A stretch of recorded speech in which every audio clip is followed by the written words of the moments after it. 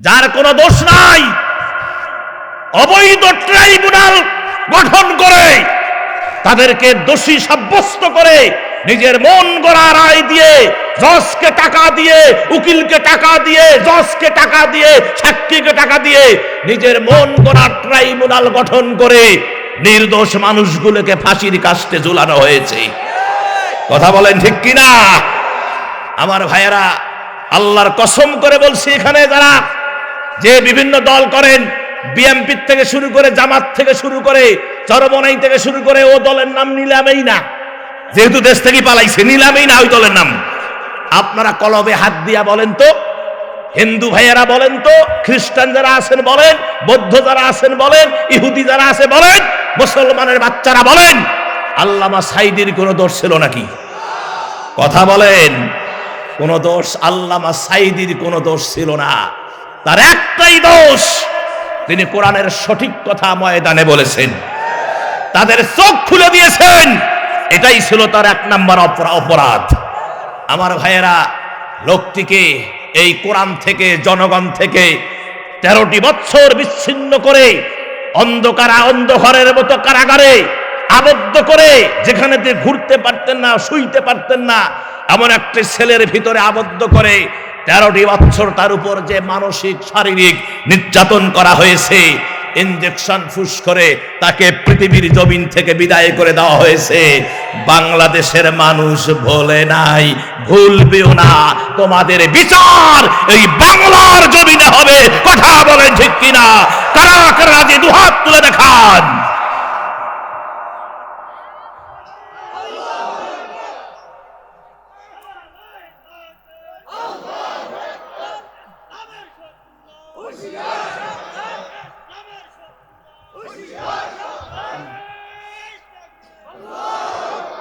আমার ভাইয়েরা শোনেন, তাহলে তারা মিথ্যা ট্রাইব্যুনাল গঠন করে এই সোনার মানুষগুলোকে পৃথিবী থেকে বিদায় করে দিয়েছে।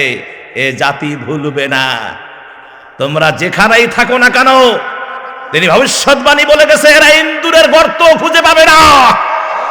তাই এখন সমাজ, তাই এখন দেখতেছে ইন্দুরের গর্ত আর খুঁজে পায় না। কথা কন আমার ভাইয়েরা, যারাই তার বিরুদ্ধে অ্যাকশন নিয়েছে, সেদিন দেখলাম কলার পাতার উপরে শুয়ে আছে, বিসি বলে থেতলা করছে। কথা কন না কেন? এই শয়তানের বাচ্চা হলো এক নাম্বার বেয়াদব। আর একটার বিসি থেতলা করা হবেও যদি বাংলার জমিনে কোথাও পাওয়া যায়, ওই ব্যারিস্টার সুমন। কথা কন ঠিক কিনা? আল্লামা সাঈদীর এই বিচারের ব্যাপারে, আল্লামা সাঈদীকে গ্রেফতার করার ব্যাপারে, আল্লামা সাঈদীকে হত্যা করার ব্যাপারে আমার ভাইয়েরা, এই শামসুজ্জামান, কি জানি, শামসুজ্জামান মানিক আর হলো ব্যারিস্টার সুমন, এদের ভূমিকা ছিল 100-100। আমার বেড়াগড়ির মুসলমানেরা যদি সামনে কোনোদিন পাই, জুতা মেরে এই পৃথিবী থেকে বিদায় করে দেওয়া হবে। কথা বলেন ঠিক কিনা?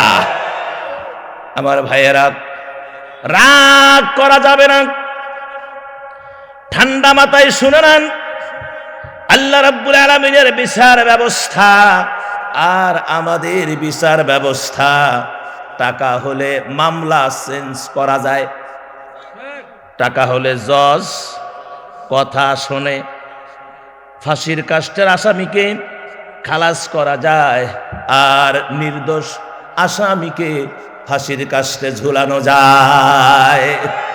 কিন্তু আমার ভাই, এটা দুনিয়ার ব্যাপার। এটা কি দুনিয়া? এটা হয় এমন একটা জায়গা আছে, যে জায়গার সার্বভৌমত্বের মালিক হবেন আল্লাহ। ইনিল হুকমু ইল্লা লিল্লাহ ইয়াকুসুল হাক্কা ওয়া হুয়া খায়রুল ফাসিলিন।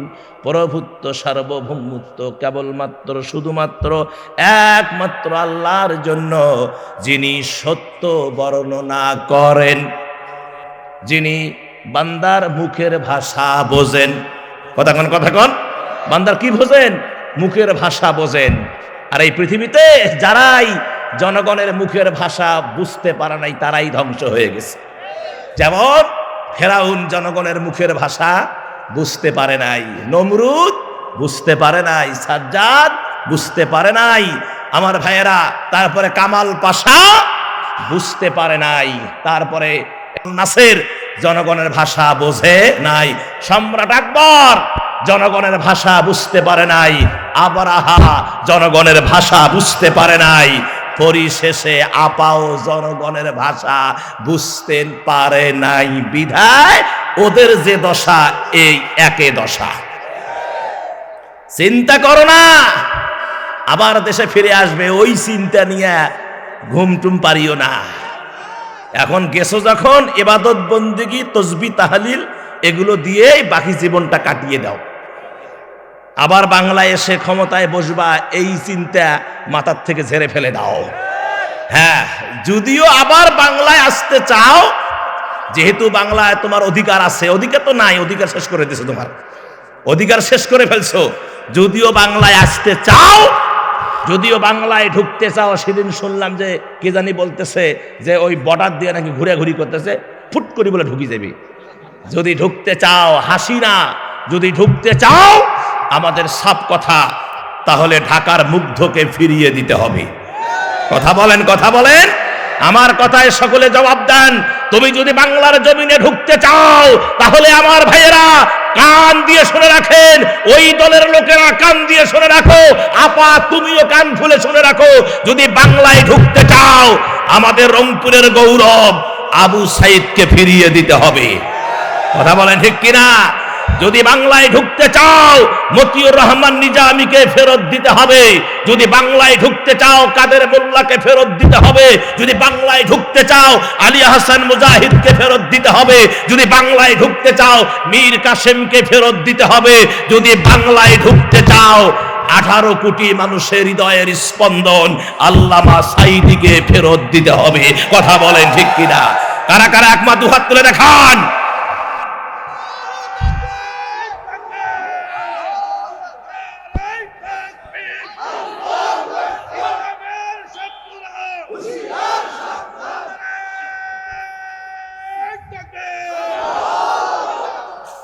আমার সম্মানিত ভাইয়েরা, আমার দাবি, ভেলাগড়ের মানুষ, আমার এটা কালীগঞ্জ না ইয়া ধরে হাতিবান্দার মানুষ, সর্বোপরি লালমনিরহাটের মানুষ, আমার দাবি এটা আপনাদেরও দাবি, আর আপনাদের দাবি এটা গোটা বাংলাদেশের দাবি। কথা কন ঠিক কিনা?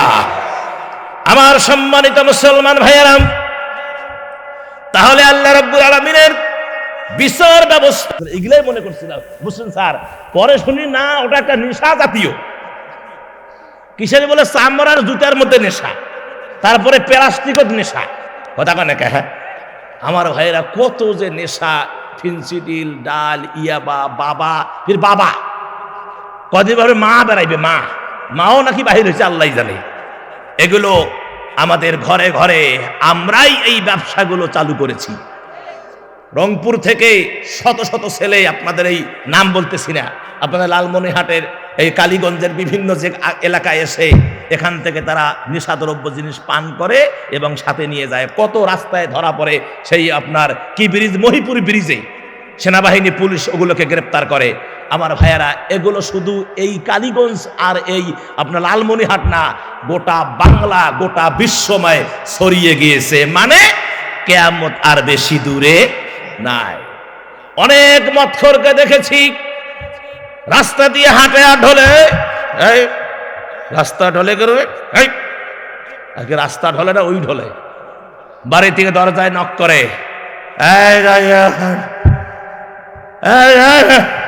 কি যে কয় নিজেও জানে না। দরজা খুললো যে তুমি এরকম করতেছো কেন? কয় মা কি যে হয়েছে বা বুঝি না মা, মানে বোক যা মাও কবছে।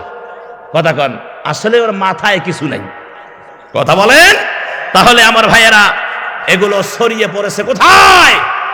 গোটা বিশ্ব এই মদ, এই গাঁজা, এই ইয়াবা, ফেন্সিডিল ছড়িয়ে পড়েছে। মানে আমার ভাইয়েরা, কিয়ামত বেশি দূরে আর নাই। সম্মানিত ভাইয়েরা, তারপরে আসেন, আপনাকে প্রমাণ দিচ্ছি আমি। আল্লাহ রাব্বুল আলামিন পরিষ্কার করে সূরা আল ইমরান 130 নম্বর আয়াত, পৃষ্ঠা হলো 67, লাইন হলো 12। হাফেজে কোরআন যারা আছেন, জুতা মাথায় নেই, কদম মাথায় নেই, একটু খেয়াল রাখেন আমার ভাইয়েরা। ইয়া আইয়ুহাল্লাযীনা আমানু লা তাকুলুর রিবা আদআফাম মুদাআফাতান ওয়াত্তাকুল্লাহা লাআল্লাকুম তুফলিহুন। আল্লাহ রাব্বুল আমিন বললেন, হে ঈমানদারগণ, তোমরা চক্রবৃদ্ধি হারে সুদ গ্রহণ করো না, আল্লাহকে ভয় করো, আশা করা যায় তোমরা সফলতা অর্জন করবা। কিয়ামতের আগে সুদি কারবার ছড়িয়ে পড়ে বিশ্বময়। কথা কন, আমাদের কার বাড়িতে সুদ নাই? কন, মৌলবীর বাড়িতে সুদ আছে। কথা কন না, বড় ওয়াজ করেছেন, দেখেন আমাদের পরিবারের মধ্যে ভাই হোক বোন হোক যাই হোক সুদের কারবার করতেছে। কথা কন না কেন? হ্যাঁ, আপনাদের এই ভেলাগুড়ি তো সুদের গোষ্ঠী নেই? হ্যাঁ আছে সুদ। ও স্যার আছে, সুদ আছে। মজা মারো, আল্লাহ মজা মারবে কবরে গেলে। সুদেরুর আরাম নাই। পেটটা মিষ্টি কুমড়ার মতো একটু ফুলবে, আর যখন হাঁটবে সামনে পেট মিষ্টি কুমড়ার মতো এবার আগাবে খালি। কথা কন না কেন? হ্যাঁ, আমার ভাইয়েরা যারা সুদ খাচ্ছেন মন খারাপ করিয়েন না। আমি আপনাদেরকে জাহান্নামের আগুন থেকে বাঁচার ঔষধ দিচ্ছি। তার কারণ আজকের এই সুদের টাকার যে শান্তি, আপনার চোখ দুটা বন্ধ হয়ে গেলে সব পড়ে থাকবে। এত অট্টালিকা তৈরি করেছেন, এত কিছু বানিয়েছেন, এগুলো ছেলে মেয়ের জন্য। খোদার কসম করে বলছি, আপনার ছেলেকে যদি শিক্ষিত বানাতে না পারেন, আপনার ছেলেকে যদি আপনি আল্লাহওয়ালা না বানাতে পারেন, আপনার ছেলেকে যদি আপনি হক্কানি আলেম না বানাতে পারেন, যদি সুশিক্ষায় শিক্ষিত না বানাতে পারেন, কিয়ামতের ময়দানে এই সন্তান আপনার কোনো কাজে 4 পয়সাও কাজে আসবে না। কতক্ষণ আসবে? এই জন্য আমার ভাইয়েরা, আমার পূর্বে তৃতীয় বক্তা একটা ওয়াজ করে গেছেন, আমার খুব ভালো লেগেছে। তিনি বলে গেছেন যে সুদের ব্যাপারে একটা কথা বলেছেন, এটা হাদিসের ভিতরে আছে। সুদের ৭০টা গোনা। কয়টা জোরে কন? আজকে আমার এই ওয়াজটা শোনার পরে যারা সুদের সাথে জড়িত আছেন, যদি মানুষের বাচ্চা হয়ে থাকেন, যদি মুসলমানের পরিচয় দিয়ে থাকেন, যদি মুসলমানের ঘরে জন্ম নিয়ে থাকেন, তাহলে সুদের কপালে লাথি, বাড়িতে গিয়ে নিজের বউয়ের কান আপনি নিজেই ধরবেন, মতলামতলি করবেন। আপনার বউ আপনার কান ধরে মতলামতলি করবে, দুইজনের কান ধরবেন। প্রাইমারি স্কুলে যখন পড়তাম, দুষ্টামি করলে পড়া না হইলে দুইটারে দাঁড় গায়ে কান ধর, দুইজনের কান মতলামতলি, ওঠ বস। আর দুষ্টামি করবেন না, সারা দুষ্টামি হবে না। বাড়িতে যাবেন, আপনি আপনার বউয়ের কান ধরবেন, আপনার বউ আপনার কান ধরবে। কথা কন না কেন? হ্যাঁ, লজ্জা। এই লজ্জা ভালো, জাহান্নাম খাটা ভালো না। একে মতলামতলি করবেন, 10 বার উঠবেন, বসবেন, আর একটা স্লোগান দেবেন, সুদের কপালে ঝাঁটা, সুদের কপালে ঝাঁটা, সুদের কপালে ঝাঁটা। একথা বলবেন, উঠবেন। তার কারণ নবীজি বলেছেন যে ৭০টা গুনার মধ্যে অপরাধ হলো ৭০টা। তার মধ্যে সর্বপ্রথম যেটা বড়, যেটা সেটা হলো আল্লাহ এবং আল্লাহর রাসূলের সাথে যুদ্ধ ঘোষণা করা। আর সবচাইতে ছোট যেটা, ৭০ নাম্বার যেটা, সেটা হলো নিজের মায়ের সঙ্গে জেনা করা। নাউজুবিল্লাহ খান। এই শয়তানের দ্বারা সুদ খান, লজ্জা লাগে না? শরম লাগে না? প্রয়োজনে অটো চলে খাবা, রিক্সা চালাবা, এতে সম্মান আছেই। সুদের ব্যবসার মধ্যে সম্মান নাই। কত টাকা জোগাড় করছো? কয় লাখ, কয় কোটি। বেরনের ভিতরে সামান্য একটা মুসুরির দানার মতো যদি একটা আল্লাহ যদি একটা কি দেয়, টিউমার দিয়ে দেয়, সারা জীবনের কামাই দিয়া ডাক্তারকে দিয়া ওষুধ খাওয়া শেষ। কথা বলেন, শেষ করতে পারবে না, সারা জীবনের কামাই শেষ। কথা বলে ভিটা বাড়ি পর্যন্ত যাবে, থাকার ঘর থাকবে না। আমার আল্লাহকে চেনো না, না বিধায় সুদের কারবার ছেড়ে দিতে হবে। রাজি আছেন না নাই? ঘরে ঘরে রাজি আছেন না নাই? আমার ভাইয়েরা, আজ থেকে ভেলাকুড়িতে সুদ মুক্ত ভেলাকুড়ি হবে। কথা বলেন, যারা সুদ খাবে ওদেরকে গ্রাম থেকে বয়কট করে দেন। ওদের গ্রাম থেকে কোনো কথা বলবেন না, গ্রাম থেকে বয়কট। কথা বলেন ঠিক কিনা? এটা হারাম। এটা কি জোরে কন? হারাম। তাহলে সুদের কারবার যখন ছড়িয়ে পড়বে, তখন বুঝবেন যে আর বেশি দূরে নাই, সামনে কিয়ামত। কথা কন ঠিক কিনা? সামনে কি? কিয়ামত। আমার ভাইয়েরা, শুধু এটাই না, কারো কি মন খারাপ হলো নাকি? না না, মন খারাপ করার জন্য আমি আপনাদের কাছে আসি নাই। আমি এসেছি এই জন্যই যে সেটি হলো যাতে করে মানুষ বুঝুক ইসলাম কারে কয়, দিন কারে কয়, কেমনে চলা লাগবে, সুদ খাওয়া যাবে কি যাবে না, হালাল না হারাম, এটা যদি আমি না বুঝি তাহলে কিসের মুসলমান হইলাম? আর একটা কিয়ামতের আলামত, সেটা হলো আমাদের ঘরে ঘরে আছে, আমাদের মসজিদে মসজিদে। সেটা কি?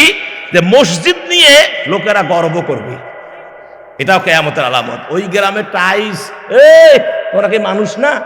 লাগাও টাইস, লাগাও টাইস, লাগাও। মসজিদ নিয়ে গর্ব করবে কি ও গ্রামে 4টে মিনারে তুই 6টা মিনার লাগাও। আমার রাসূল সাল্লাল্লাহু আলাইহি সাল্লামের হাদিস শোনেন, নবীজির মসজিদ ওই সময়ে কি খেজুর পাতা দিয়ে মসজিদ বানানো ছিল। হুজুর বলেছেন যে আমার জামানার মসজিদ কাঁচা কিন্তু মুসল্লি পাকা। রসুলের জামানায় আবু বকরের মতো মুসল্লি, উমরের মতো মুসল্লি, হযরত উসমান গনির মতো মুসল্লি, হযরত আলীর মতো মুসল্লি, আবু হুরায়রা, বেলালের মতো মুসল্লি। আর আমাদের এই জামানায় সুদের পোকা, এরা হলো মুসল্লি। কথা কন, সুদের পোকা, ঘুষের পোকা, এরা হচ্ছে মুসল্লি, এরাই হচ্ছে মসজিদের সেক্রেটারি, এরাই হচ্ছে সভাপতি, এরাই হচ্ছে মসজিদের সব বিভিন্ন পদে এরাই ধরে বসে আছে। আমি জানতে চাই দালাগুড়ির মুসলমান, এই বৈষম্য দূর করতে হবে, এই বৈষম্য দূর করতে হবে। বৈষম্য বিরোধী ছাত্র আন্দোলনের পরে যে দেশ আমরা পেয়েছি, যে স্বাধীনতা পেয়েছি, এই আন্দোলনের পরে আর ওই মসজিদে আমরা কোনো ঘুষারুকে দেখতে চাই না, কোনো সুদারুকে দেখতে চাই না, কোনো মদখোরকে দেখতে চাই না, কোনো জেনাখোরকে দেখতে চাই না, কোনো চামড়াখোরকে দেখতে চাই না। আমার ভাইয়েরা, এই মসজিদগুলো সুদ মুক্ত মসজিদ করতে হবে, ঘুষ মুক্ত মসজিদ করতে হবে। কথা বলে ঠিক কিনা? আরো জনে কোন ঠিক কিনা?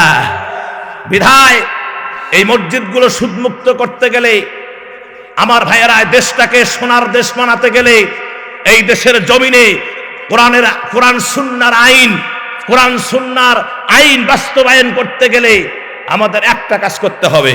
সেটা কি? সম্মানিত ভাইয়েরা, সেই কাজটি হলো কুরআনুল কারীমকে সংসদের সংবিধান বানাতে হবে। জোরে বলেন ঠিক কিনা? কোরআনকে সংসদের সংবিধান বানাতে হবে। কোরআন দিয়ে সংসদ চলবে, কোরআন দিয়ে হাইকোর্ট চলবে, কোরআন দিয়ে জজ কোর্ট চলবে, কোরআন দিয়ে সুপ্রিম কোর্ট চলবে, কোরআন দিয়ে সব কিছু চলবে। যখন আমার ভাইয়েরা, তখন এই ইসলামী হুকুমত যখন কায়েম হবে, এই পদগুলোতে আর কোনো বৈষম্য লোক থাকতে পারবে না। তখন সবাই কোরআনওয়ালা লোক জায়গায় জায়গায় সেটেল হবে। রাজি আছেন তো? রাজি আছেন তো? তাহলে আমার ভাইয়েরা, কিয়ামতের আলামত বেশি দূরে কিন্তু নাই, কাছাকাছি এসে গেছে। এই জন্য আমাদেরকে ঐক্যবদ্ধ হতে হবে কোরআন মাফিক জীবন গড়বার জন্য। তাহলে ওই কথাটা আবার ফিরে যাই, সেটি হলো আল্লাহ পাক যিনি বিচার ফয়সালার কথা এই কোরআনে বলছেন, কি বলেন নাই? বিচার ব্যবস্থা আছে না নাই? এই কোরআনে বিচার ব্যবস্থা আছে। আল্লাহ যেদিন হাকিম হবেন, ইয়াকুসুল হাক্কু, সত্য বর্ণনা, এবং অহুয়া খায়রুল ফাসিলিন, তিনি যখন উত্তম ফয়সালাকারী হবেন, আমার ভাইয়েরা, সেই দিন কারো কোনো কৈফিয়ত চলবে না, সেদিন আল্লাহই ফয়সালা দিবেন। এটা হলো কোরআনের বিচারের ব্যবস্থা। কোরআনুল কারীমের ভিতরে আল্লাহ রাব্বুল আলামিন চিকিৎসা ব্যবস্থার কথা বলছেন কি বলেন নাই? আল্লাহ চিকিৎসা ব্যবস্থার কথা বলেছেন।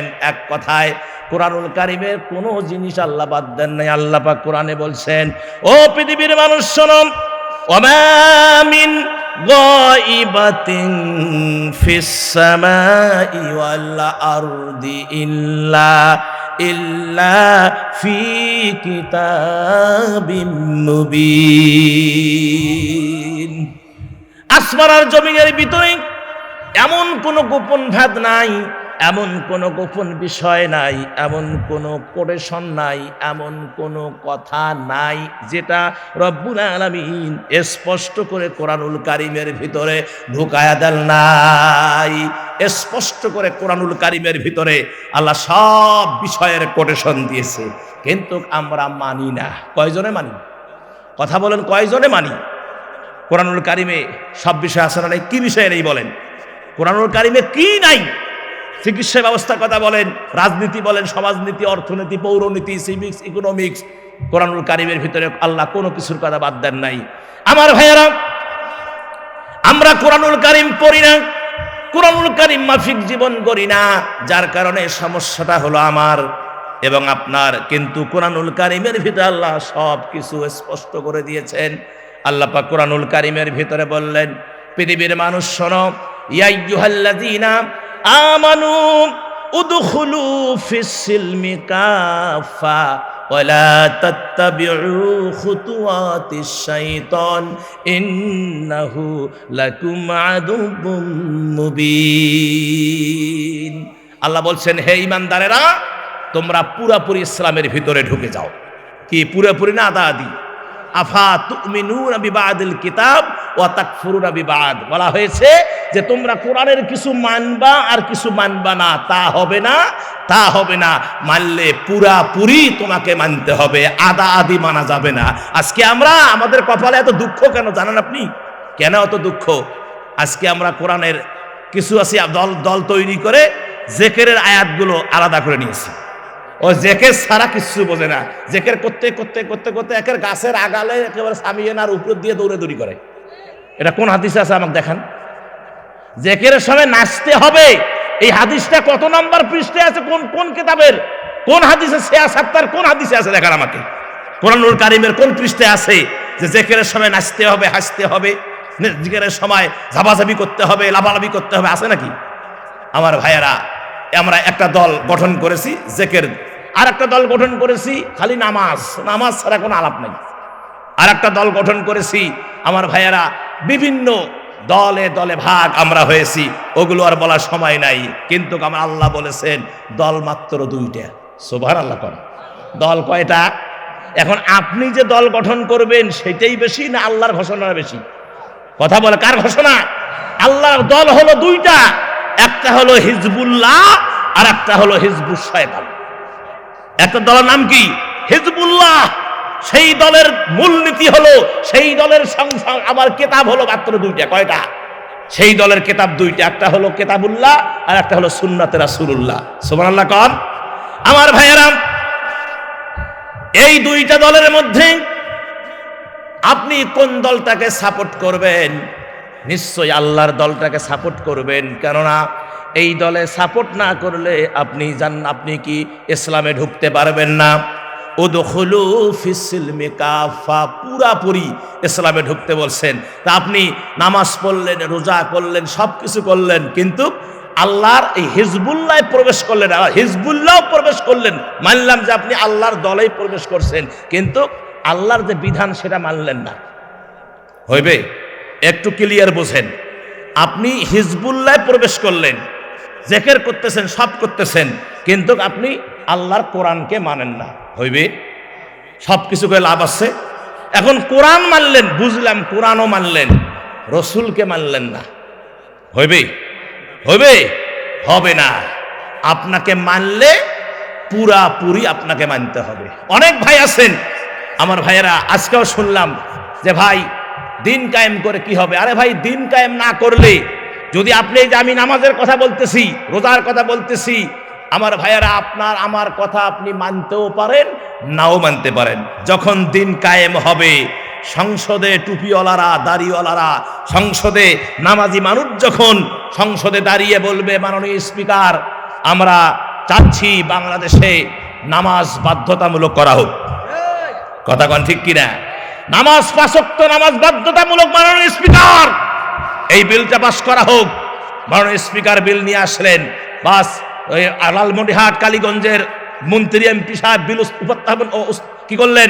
বিল উত্থাপন করলেন, আর বিলটা সমস্বরে বিজয়ী হয়েছে, বিজয়ী হয়েছে, এই কথার পক্ষে যারা আছেন তারা হা বলেন, তারা হা বলেন, তারা হা বলেন। সবাই বলবো হা।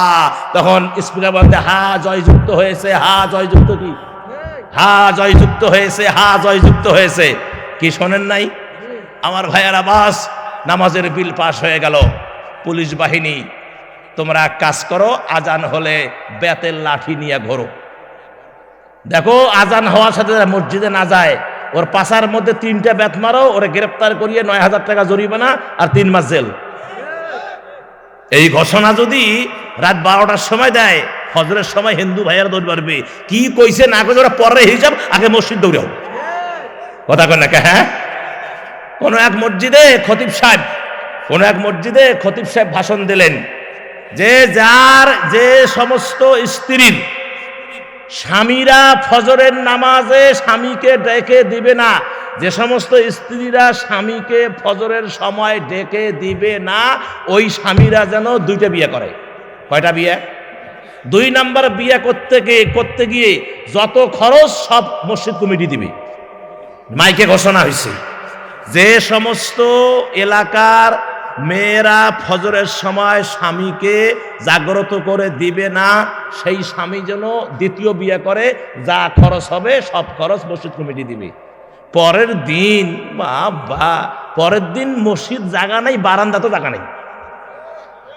এমন ভাবে লোক আসছে, মানে বউ সারা রাত ঘুমে নেই, জাগ্রত অবস্থায় 1 ঘন্টা আগে স্বামী গুতাইতে যান না মসজিদ, মসজিদ যান না, হুজুর কি ঘোষণা, মসজিদ যাও।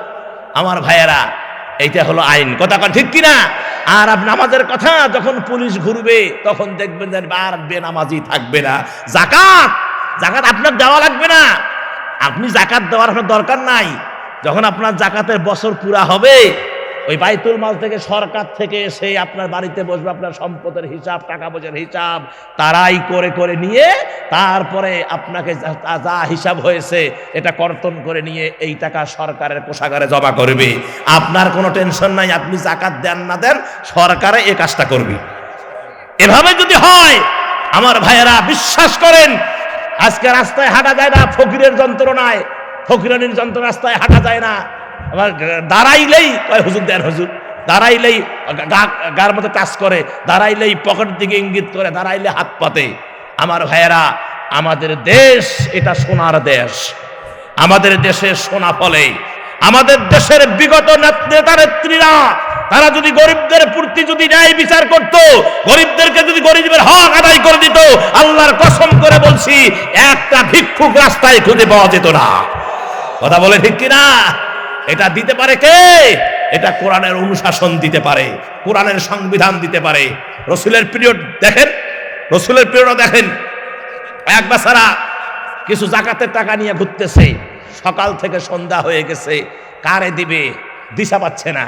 ভাইয়েরা আমার, দেখেন তিনি সন্ধ্যাবেলায় ক্লান্ত অবস্থা, তিনি দেখতেছেন একটা মানুষ একটা বস্তা মাথায় দিয়ে বালুর উপরে ঘুমিয়ে আছে, ক্লান্ত বদনে, মাথা কপাল ঘেমে গেছে, পানি টপ টপ করে পড়তেছে। তিনি গিয়ে চিন্তা করলেন, হায় রে, এই লোকটা বড় অভাবী মানুষ, বড় দুঃখী মানুষ। ডাক দিলেন, এ ভাই ওঠো, আমার কিছু জাকাতের টাকা আছে, আপনি গরিব মানুষ, আমার কিছু জাকাতের টাকা আছে, আমি তোমারে সেই সকাল থেকে খুঁজি, তোমারে পাই না, এই জায়গায় শুয়ে আছো, আমার জাকাতের টাকাগুলো নিয়ে তুমি আমারে এই জায়গার থেকে মুক্তি দাও, এখান থেকে পরিত্রাণ দাও। আমার ভাইয়েরা, লোকটি আস্তে করে উঠে বললেন, এই তুই কি আমারে চিনিস? আমারে চিনিস? তুই কি মনে করছিস এই ব্যাগের ভিতরে ছিঁড়ে খাতা পাতা?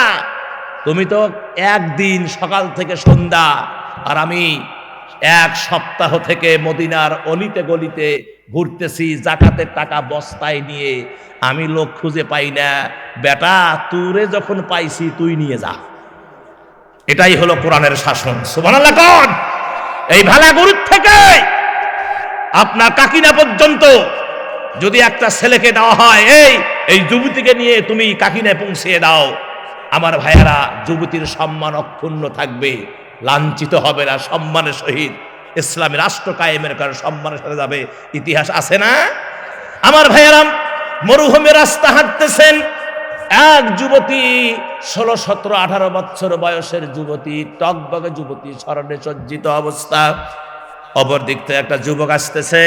এবার যুবতী চিন্তা করলো, হায় রে, আমার ইজ্জত যাবে, সম্মান যাবে, স্বর্ণ অলংকার যাবে, কেন আমি বাহির হইলাম? এবার যুবতী সংকীর্ণ হয়ে সে রাস্তার কোনায় দাঁড়িয়ে থরথর করে কাঁপতেছে, আমার কি দশা হবে? আমার ইজ্জতও যাবে, স্বর্ণ অলংকারও যাবে, সম্মান ইজ্জত কিছুই থাকবে না। আমার ভাইয়েরাম, যুবক যত আগায় যুবতী সংকীর্ণ, থরথর করে কাঁপতেছে। যুবক বুঝতে পেরেছে যুবতী মানে ভয় পেয়েছে আমারে দেখে, বিধায় একটু কাছে এসে, যাতে করে যুবতী শুনতে পায়, একটু কাছে এসে চিৎকার করে বলতেছে, মা, ও মা, তুমি ভয় পেও না, তুমি সংকীর্ণ হইও না। এখন বলেন তো, একজন সন্তানের কাছে মা নিরাপদ না? মা হলো সন্তানের কাছে নিরাপদ। যুবতী অভয় পেলেন, বুকে সাহস পেলেন। যুবক চলে আসলেন, বললেন, মা, কোথায় বাড়ি, কোথায় ঘর, জানতে বড় ইচ্ছে হয়, আমারে বলো মা, আমি তোমাকে তোমার বাসায় পৌঁছায়া দেই। আমার ভাইয়েরা, যুবক বললেন, ও মা, তুমি হয়তো মনে করেছো আমি তোমার ইজ্জত, এবার স্বর্ণ অলংকার সব ছিনিয়ে নিব। না মা, তুমি হয়তো জানো না, আমি এই মুহূর্তে প্রিয় নবী মুহাম্মদুর রাসূলুল্লাহ সাল্লাল্লাহু আলাইহি ওয়াসাল্লামের হাতে হাত দিয়ে কলেমা পড়ে মুসলমান হয়ে আসলাম। এখন তোমার ইজ্জতের সমস্ত দায়িত্ব আমার কাঁধের উপরে। সুবহানাল্লাহ। আল্লাহ রাব্বুল আলামিন বললেন, উদখুলু ফিস সিলমি কাফা, তোমরা পুরোপুরি ইসলামের ভিতরে ঢুকে যাও। তাহলে আমার ভাইয়েরা, ক্লিয়ার কথা বুঝে নেন, শুধু আপনি কোরআন দিয়া, শুধু আপনি এভাবে জেকের দিয়া, শুধু আপনি তসবি দিয়া, শুধু আপনি টোপলা দিয়া, শুধু আপনি জেকের দিয়া, পাগড়ি দিয়াই জান্নাতে যেতে চাইলে জান্নাতে যেতে পারবেন না। কেননা কোরআনের কিছু মানবেন আর মানবেন না, তা হবে না, তা হবে না, পুরা মানা লাগবে। যেমন দিন, যদি কোরআনকে সংসদে নিয়ে যেতে চান, আন্দোলন করা লাগবে। কথা কন না কেন? লাগবে না? আবু সাইদ কি বুক আগায়া দেয় নাই? তার বুকের ভিতরে 4টা বুলেট পাওয়া গেছে। কয়টা? বরংস ওই শয়তানের বাচ্চারা এই রংপুরের ডাক্তারকে ফোন করে বলেছিল, বলে দেবা যে এটা গুলিতে মারা যায় নাই। ওনার এই রিপোর্টটাকে চেঞ্জ করে দেওয়ার জন্য বারবার হুমকি এসেছিল।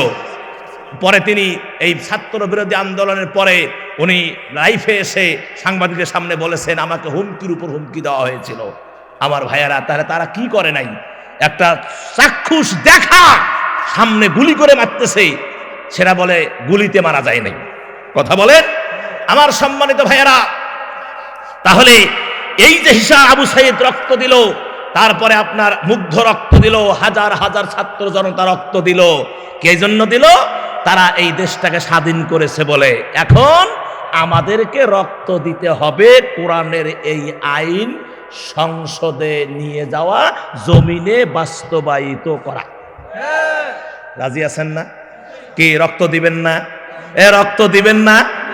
আমার ভাইয়াদি, রক্ত না দিয়া কোরআনের আইন যদি জমিনে বাস্তবায়ন না করে, আপনি যদি তসবি নিয়া মসজিদে, ভেলাগুড়ির মসজিদের ভিতরে লা ইলাহা ইল্লাল্লাহ, লা ইলাহা ইল্লাল্লাহ একে মসজিদ ভরে উড়িয়ে দেয়, এদিকে ইসলামের বিজয়ের ডাক এসেছে, জিহাদ করতে হবে, যুদ্ধ করতে হবে, কোরআন সংবিধানে নিয়ে যেতে হবে, জমিনে আইন বাস্তবায়ন করতে হবে। আপনি যোগ দিলেন না, মসজিদে বসে লা ইলাহা ইল্লাল্লাহ জিকির করতেছেন, হইবে? ওই জিকির আপনাকে জান্নাতে নিয়ে যাবে? যদি এটাই হতো, আমার রাসূল 27টা যুদ্ধ করতেন না। কথাখান করতেন? 27টা যুদ্ধের সেনাপতির দায়িত্ব পালন করেছেন প্রিয় নবী আমার, ডাইরেক্ট সেনাপতি, 27 যুদ্ধের সেনাপতির দায়িত্ব পালন করেছেন। আমার ভাইয়েরা, আমার রাসূলের দান মোবারক উহুদের ময়দানে দান মোবারক শহীদ হতো না, আমার নবীর হেলমেট ভেঙে করা ঢুকতো না, আমার নবীর কলিজার টুকরা সাহাবাদেরকে জীবন দিতে হতো না, আমার নবীর সাহাবারা অন্ধত্ব বরণ করতেন না, পঙ্গুত্ব বরণ করতেন না। কথা বলেন ঠিক কিনা? অত সস্তা না, ঠিকঠাক সেজদা দেবেন, জান্নাতে চলে যাবেন। আমার ভাইয়েরা, আল্লাহ রাব্বুল আলামিন কুরআনুল কারীমের ভিতরে বলেছেন দিন কায়েমের জন্য তোমরা লড়াই করো, দিন কায়েমের জন্য তোমরা যুদ্ধ করো, কেননা এটা তোমাদের জন্য আমি আল্লাহ ফরজ করে দিয়েছি। যারা অন্ধ শুধু জিকির নিয়ে পাগলা একটু শুনে নেন, একটু শুনে নেন, পীর মুরিদির ভাইয়েরা একটু শুনে নেন। আল্লাহ রাব্বুল আলামিন কুরআনুল কারীমের সূরা বাকারা 216 নম্বর আয়াত, কয় নম্বর জোরে কয় না? সূরা বাকারার কয় নম্বর? 216 নম্বর আয়াত। হাফেজ সাহেবেরা আপনারা বুঝতে পেরেছেন হুজুর কোন আয়াত পড়বে। আল্লাহ পাক বললেন কুতিবা আলাইকুমুল কিতাল, তোমাদের উপর ইসলামী আন্দোলন, তোমাদের উপর যুদ্ধ করা, তোমাদের উপর জিহাদ করা আমি আল্লাহ ফরজ করে দিয়েছি। তোমাদের জন্য জিহাদ করা কি ফরজ, এটা অবশ্যই জিহাদের ময়দানে ঝাঁপিয়ে পড়তে হবে। কথা বলেন ঠিক কিনা? আমার ভাইয়ারা, শুধু এটাই না, 17 পারার শেষের আয়াত আল্লাহ রাব্বুল আলামিন বললেন, 17 পারার শেষ আয়াত রাব্বুল আলামিন বলে দিলেন, কি বললেন? অজাহিদু ফিল্লাহি হাক্কা জিহাদি হুয়াজতাবাকুম ওয়া মা জাআলা আলাইকুম ফিদ্দীনি মিন হারাজ মিল্লাতা আবিকুম ইব্রাহিম। আরো জোরে কোন, আরো জোরে কোন। অজাহিদু ফিল্লাহি হাক্কা জিহাদি, তোমরা আল্লাহর পথে জিহাদ করো, হাক্কা জিহাদি, যেভাবে জিহাদ করা দরকার। আল্লাহর পথে দিন কায়েমের জন্য কি করো? যুদ্ধ করো, যেভাবে করা দরকার। আর নবীকে ডাইরেক্ট বলেছেন সূরা তাওবার 73 নম্বর আয়াতে আল্লাহ পাক নবীকে বলেছেন মুনাফিক, মুশরিক, কাফের যারা, এদের বিরুদ্ধে আপনি যুদ্ধ ঘোষণা করেন, এদের ঠিকানা হচ্ছে জাহান্নাম। ইয়া আইয়ুহান নাবিয়্যু, ইয়া আইয়ুহান নাবিয়্যু জাহিদিল কুফারা ওয়াল মুনাফিকিনা ওয়াগলুয আলাইহিম ওয়া মাআওয়াহুম জাহান্নাম ওয়া বিসাল মাসীর। হে নবী, আপনি কাফের, মুনাফিক, মুশরিক যারা, এদের বিরুদ্ধে আপনি যুদ্ধ ঘোষণা করেন, তার কারণ এদের ঠিকানা হচ্ছে জাহান্নাম। যারা ইসলামী আন্দোলন করে না এরা মুনাফিক। কথা কোন, কথা কোন, কথা কোন। যারা ইসলামী আন্দোলন করেন এরা কি? এরা ডাইরেক্ট মুনাফিক। এদের নামাজ, রোজা, হজ, যাকাত, এদের দান খয়রাত কিচ্ছু কাজে আসবে না। তার কারণ আল্লাহ নিজেই বলেছেন এদের ঠিকানা হলো জাহান্নাম। এখন আপনি চিন্তা করেন, এখন আপনি চিন্তা করেন কই যাবেন। একটা হাদিস শোনা দেয়, আরো ভালো লাগবে। কি মন খারাপ আপনাদের? একটা হাদিস শোনা দেয়, হযরত আবু হুরায়রা হাদিসখানা বর্ণিত।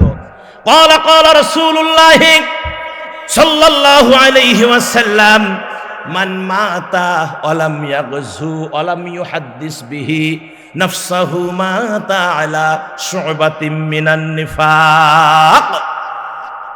নবীজি বলেন, আবু হুরায়রা থেকে বর্ণিত, নবীজি বলেন যারা জিহাদের ময়দানে শরীক হলো না এবং জিহাদকে নিয়ে চিন্তাও করলো না, আন্দোলনে শরীক হলো না, আন্দোলন নিয়ে চিন্তাও করলো না, তারা যদি মারা যায়, নবীজি বলেছেন তাদের মৌতটা হবে মুনাফিকের হালতে। নিফাক, মুনাফিকের হালতে মারা যাবে। বিধায় আমার ভাইয়েরা, ইসলামের ডাক আসবেই, আজ হোক কাল হোক। আর একটা বদরের ময়দানের সৃষ্টি হবে, আজ হোক কাল হোক। আর একটা মুতার ময়দান সৃষ্টি হবে, আজ হোক কাল হোক। আর একটা উহুদের ময়দান সৃষ্টি হবে। এই বাংলার জমিনে দিন কায়েমের জন্য যদি মুসলমানেরা, বেলাগুড়ির মুসলমানেরা আর একটাবার যুদ্ধের প্রয়োজন হয়, রক্তের প্রয়োজন হয়, জীবন দেওয়ার প্রয়োজন হয়, রক্ত দিতে হয়, চোখ দিতে হয়, হাত দিতে হয়, পা দিতে হয়, জীবন দিতে হয়, কারা কারা রাজি আছেন? দুহাত